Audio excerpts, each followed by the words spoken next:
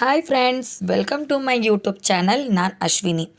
ನಾನಿವತ್ತು ಸಿಂಪಲ್ಲಾಗಿ ಸಂಪಂಗಿನ ಹೇಗೆ ಮಾಡೋದಂತ ತೋರಿಸ್ಕೊಡ್ತಾ ಇದ್ದೀನಿ. ಇದು ಅಂತೂ ತುಂಬ ಚೆನ್ನಾಗಿರುತ್ತೆ ಸ್ವೀಟ್ ತಿನ್ನೋದಕ್ಕೆ. ಜಾಸ್ತಿನೂ ಸ್ವೀಟ್ ಇರೋದಿಲ್ಲ, ಜಾಸ್ತಿನೂ ಸಪ್ಪಗೆ ಇರೋದಿಲ್ಲ, ಕರೆಕ್ಟಾಗಿರುತ್ತೆ. ಮಕ್ಕಳು ತಿನ್ಬೋದು, ವಯಸ್ಸಾದವ್ರು ತಿನ್ಬೋದು, ಯಾರಿಗೆ ತಿನ್ನೋಕ್ಕೂ ಕಷ್ಟ ಆಗೋದಿಲ್ಲ, ಅಷ್ಟೊಂದು ಚೆನ್ನಾಗಿರುತ್ತೆ. ಸೊ ಮೊದಲಿಗೆ ಹೇಗೆ ಮಾಡೋದಂತ ನೋಡೋಣ ಬನ್ನಿ. ಒಂದು ಪಾತ್ರೆಯಲ್ಲಿ 1 ಕಪ್ಪು ನಾನು ಮೈದಾ ಹಿಟ್ಟನ್ನ ಹಾಕ್ಕೊಂಡಿದ್ದೀನಿ.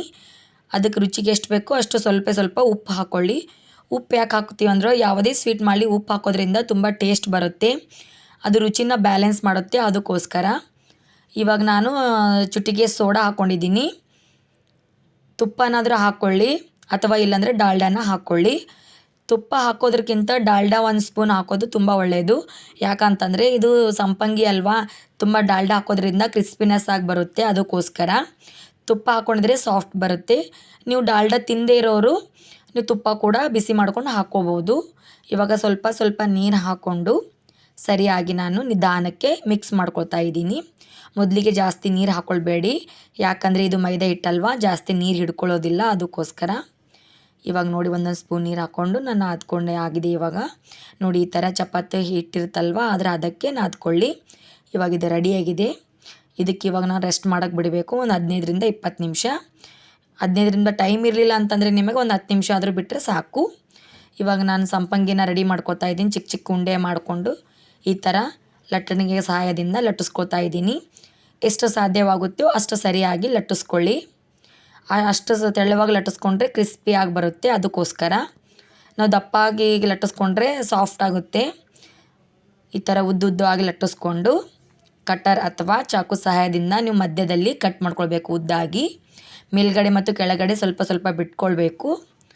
ಈ ಥರ ಕಟ್ ಮಾಡ್ಕೊಂಡು ಮೇಲ್ಗಡೆ ಭಾಗ ಮತ್ತು ಕೆಳಗಡೆ ಭಾಗದಿಂದ ಒತ್ತಿ ಹಿಡಿದು ರೌಂಡಾಗಿ ಸುಳ್ಳೆ ಸುತ್ಕೊಳ್ಬೇಕು. ಇವಾಗ ನಾನು ಇನ್ನೊಂದು ಮಾಡಿ ನಿಮ್ಗೆ ತೋರಿಸ್ತಿದ್ದೀನಿ. ಇದು ಇವಾಗ ಆಗಲಿ, ಇನ್ನೊಂದು ಮಾಡಿ ತೋರಿಸ್ತಿದ್ದೀನಿ. ನೋಡಿ ಇವಾಗ ಮತ್ತೆ ಒಂದು ಮಾಡ್ತಾಯಿದ್ದೀನಿ. ಇದೇ ಥರ ಉದ್ದುದ್ದಾಗಿ ನೀಟಾಗಿ ಲಟ್ಟಿಸ್ಕೊಳ್ಬೇಕು. ಇವಾಗ ನಾಗರ ಪಂಚಮಿ ಬತ್ತಲ್ವಾ, ಆವಾಗ ಈ ಸ್ವೀಟ್ ಮಾಡಿದರೆ ತುಂಬ ಚೆನ್ನಾಗಿರುತ್ತೆ, ಅದಕ್ಕೋಸ್ಕರ ನಾನು ತೋರಿಸ್ತಿರೋದು. ಸೇಮ್ ಇವಾಗಲ ನಾವು ಮಧ್ಯದಲ್ಲಿ ನಾವು ಈ ಥರ ಚಾಕು ಸಹಾಯದಿಂದ ಲೈನಾಗಿ ಕಟ್ ಮಾಡ್ಕೊಳ್ಬೇಕು. ಮೇಲ್ಗಡೆ ಮತ್ತು ಕೆಳಗಡೆ ಸ್ವಲ್ಪ ಗ್ಯಾಪ್ ಬಿಟ್ಬಿಟ್ಟು ಮಧ್ಯದಲ್ಲಿ ಈ ಥರ ಲೈನಾಗಿ ಕಟ್ ಮಾಡ್ಕೊಳ್ಳಿ. ಇದು ತುಂಬ ಚೆನ್ನಾಗಿರುತ್ತೆ ತಿನ್ನೋದಕ್ಕಂತೂ. ನಮ್ಮ ಸೈಡೆಲ್ಲ ಹಳ್ಳಿಗಳಲ್ಲಿ ನಾಗರ ಪಂಚಮಿ ಹಬ್ಬಕ್ಕೆ ಎಲ್ಲ ವಿಧವಾದ ಥರ ಸ್ವೀಟ್ ಮಾಡ್ತಾರೆ, ಖಾರದ ರೆಸಿಪೀಸ್ ಮಾಡ್ತಾರೆ, ಮಾಡಿಬಿಟ್ಟು ಎಲ್ಲರೂ ಮನೆಗೆ ಕೊಡ್ತಾರೆ. ನಾವು ಮಾಡಿದ್ದನ್ನು ಅವ್ರಿಗೆ ಕೊಡೋದು, ಅಕ್ಕಪಕ್ಕದ ಮನೆಯವ್ರು ಮಾಡಿದ್ದು ನಮ್ಗೆ ಕೊಡ್ತಾರೆ. ಈ ಥರ ಮಾಡಿ ನಾವು ಕೊಟ್ಟರೆ ಕ್ರಿಯೇಟಿವಿಟಿ ಆಗಿರುತ್ತೆ, ನೋಡೋದಕ್ಕೂ ತುಂಬ ಚೆನ್ನಾಗಿರುತ್ತೆ. ಇಟ್ಟು ಸರಿಯಾಗಿ ಬಂದಿದಲ್ವ, ಈ ಥರ ರೌಂಡಾಗಿ ಮಾಡಿಕೊಂಡ್ರೆ ಈ ಥರ ಮಾಡ್ಕೊಂಡು ಇಟ್ಕೊಳ್ಬೇಕು. ನಮ್ದು ರೆಡಿಯಾಗಿದೆ ಇವಾಗ ಸಂಪಂಗಿ. ಇವಾಗ ಇದು ಎಣ್ಣೆಯಲ್ಲಿ ಕರಿಕೊಳ್ಬೇಕು. ನಾನು ಒಂದು ಪಾತ್ರೆ ಇಟ್ಕೊಂಡು ಎಣ್ಣೆ ಹಾಕ್ಕೊಂಡು ಕರಿಕೊಳ್ತಾ ಇದ್ದೀನಿ. ಇದೇನು ಜಾಸ್ತಿ ಎಣ್ಣೆಯನ್ನು ಹಿಡ್ಕೊಳ್ಳೋದಿಲ್ವ, ಈಸಿಯಾಗಿ ನಾವು ಕರ್ಕೊಳ್ಬೋದು, ಏನು ಕಷ್ಟನೇ ಆಗೋದಿಲ್ಲ, ಅಷ್ಟು ಸಲೀಸಾಗಿ ಬೇಗನೆ ಕರ್ಕೊಳ್ಳುತ್ತೆ. ಇವಾಗ ನೋಡಿ ಗೋಲ್ಡನ್ ಬ್ರೌನ್ ಆಗೋವರೆಗೂ ಸರಿಯಾಗಿ ನಾವು ಕರ್ಕೊಳ್ಬೇಕು. ಇವಾಗ ನಾನು ತಿರುವಿ ಹಾಕ್ತಿದ್ದೀನಿ. ನೋಡಿ ವೈಟ್ ಇರೋದನ್ನು ಕೆಳಗಡೆ ಮಾಡಿಬಿಟ್ಟು ಗೋಲ್ಡನ್ ಬ್ರೌನ್ ಇರೋದನ್ನು ಮೇಲ್ಗಡೆ ನಾನು ಮಾಡ್ಕೊಳ್ತಾ ಇದ್ದೀನಿ. ಇದು ರೌಂಡ್ ಆಗಿರುತ್ತಲ್ವ, ಸ್ವಲ್ಪ ನೋಡಿಕೊಂಡು ಸರಿಯಾಗಿ ಕರ್ಕೊಳ್ಬೇಕು.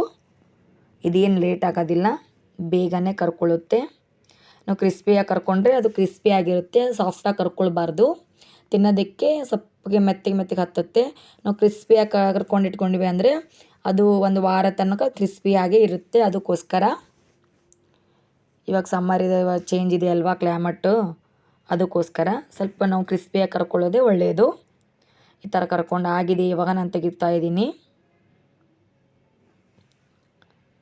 ನೋಡಿ ಇವಾಗ ಆಗಿದೆ. ಇದು ಬಿಸಿ ಇರಬೇಕಾದ್ರೆ ಸಕ್ಕರೆ ಪುಡಿನ ತೊಗೊಂಡ್ಬಿಟ್ಟು ಸಕ್ಕರೆ ಪುಡಿನ ಈ ಥರ ಮೇಲ್ಗಡೆ ಎಲ್ಲ ಹಾಕಿ ಸುತ್ತ ರೌಂಡಾಗಿ ನಾನು ತಿರುಗಿಸ್ಕೊತಾ ಇದ್ದೀನಿ. ಆ ಸಕ್ಕರೆ ಪುಡಿ ಏನಿರುತ್ತಲ್ವ ಪೂರ್ತಿ ಅಬ್ಸರ್ವ್ ಆಗಬೇಕು. ಅದು ಬಿಸಿ ಇರಬೇಕಾದ್ರೆ ನೀವು ಮಾಡ್ಕೊಳ್ಳಿ, ಆರಿದ ಮೇಲೆ ಸಕ್ಕರೆ ಹೀರ್ಕೊಳ್ಳೋದಿಲ್ಲ, ಅದಕ್ಕೋಸ್ಕರ. ನಿಮ್ಮ ಮನೇಲಿ ಯಾರಾದರೂ ಇಬ್ಬರು ಇದ್ದರೆ ಒಬ್ಬರು ಕರ್ಕೊಳ್ಳೋದು, ಒಬ್ಬರು ಈ ಥರ ಮಾಡಿದರೆ ಬೇಗ ಆಗುತ್ತೆ. ನೀವು ಒಬ್ಬರೇ ಇದ್ದರೆ ಒಂದು 4 ಮಾಡಿಕೊಂಡು ಈ ಥರ ನೀವು ಮಿಕ್ಸ್ ಮಾಡಿಕೊಂಡ್ರೆ ಅದೆಲ್ಲ ಸಕ್ಕರೆ ಎಲ್ಲ ಅಬ್ಸರ್ವ್ ಆಗುತ್ತೆ. ಈ ಥರ ಮಾಡಿಕೊಂಡು ಒಂದು 10ರಿಂದ 15 ನಿಮಿಷ ಬಿಡಿ, ಅದು ಪೂರ್ತಿ ಹೀರ್ಕೊಳ್ಳೋಕೆ ಬಿಡಬೇಕು, ಆವಾಗ ಅದು ಕ್ರಿಸ್ಪಿ ಆಗುತ್ತೆ. ಇವಾಗ ನೋಡಿ ಈ ಥರ ಎಲ್ಲನೂ ನಾನು ಈ ಥರ ಮಾಡ್ಕೊಂಡು ಇಟ್ಕೊಂಡಿದ್ದೀನಿ. ಇವಾಗ ರೆಡಿ ಆಯಿತು. ಇವಾಗ ರೆಡಿಯಾಗಿದೆ ನೋಡಿ ನಮ್ಮ ಸಿಂಪಲ್ ಆಗಿರೋ ಸಂಪಂಗಿ. ಎಷ್ಟು ಚೆನ್ನಾಗಿ ಬಂದಿದೆ ಅಲ್ವಾ. ಒಂದು 10 ನಿಮಿಷ ಬಿಡಬೇಕಿದೆ ಅಬ್ಸರ್ವ್ ಆಗೋಕ್ಕೆ. ಇವಾಗ ನಾನು ನಿಮ್ಗೆ ತೋರಿಸ್ತಾ ಇದ್ದೀನಿ ನೋಡಿ ಎಷ್ಟು ಕ್ರಿಸ್ಪಿ ಆಗಿದೆ ಅಲ್ವಾ. ಒಂದು 10 ನಿಮಿಷ ಬಿಟ್ಟರೆ ಇನ್ನೂ ಕ್ರಿಸ್ಪಿ ಆಗುತ್ತೆ. ಮಾಡೋದು ಕೂಡ ಅಷ್ಟೇ ಈಸಿ, ಮಕ್ಕಳಿಗಂತೂ ತುಂಬ ಇಷ್ಟ ಆಗುತ್ತೆ. ಯಾರೆಲ್ಲ ನನ್ನ ಚಾನಲ್ನ ಹೊಸ್ದಾಗಿ ನೋಡ್ತಿದ್ದಾರೆ ಪ್ಲೀಸ್ ಸಬ್ಸ್ಕ್ರೈಬ್ ಮಾಡ್ಕೊಳ್ಳಿ, ಲೈಕ್ ಮಾಡಿ, ಶೇರ್ ಮಾಡಿ, ಕಾಮೆಂಟ್ ಮಾಡೋದನ್ನು ಮರಿಬೇಡಿ. ಪ್ಲೀಸ್ ಸಪೋರ್ಟ್ ಮಾಡಿ.